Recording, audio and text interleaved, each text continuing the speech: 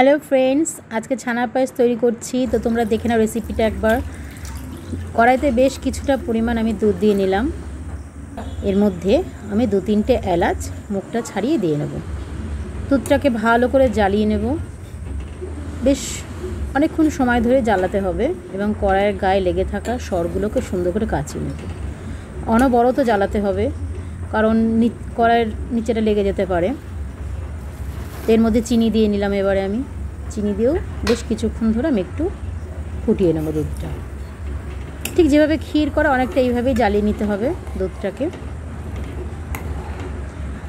এর মধ্যে আমি এবার ছানা দিয়ে দেবো। ছানাটা আমি আগে থেকে তৈরি করে রেখেছিলাম, তোমাদেরকে দেখানো হয়নি। এবার ছানা দিয়ে আমি নাড়িয়ে নেব।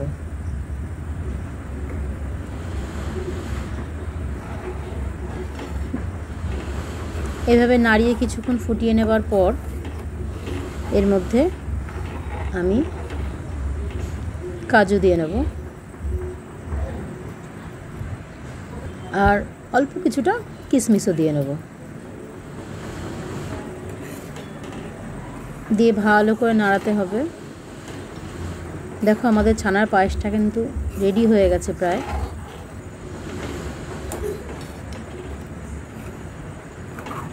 এবার তৈরি হয়ে গেছে।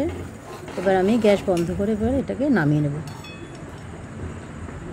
তো দেখে নাও এটা কত সুন্দর হয়েছে ছানার পায়েসটা। তো তোমরা এভাবে যদি করে খাও তো দেখবে তোমাদের খুব ভালো লাগবে। আর এই ভিডিওটা যদি ভালো লেগে থাকে তো লাইক, কমেন্ট, শেয়ার করবে প্লিজ।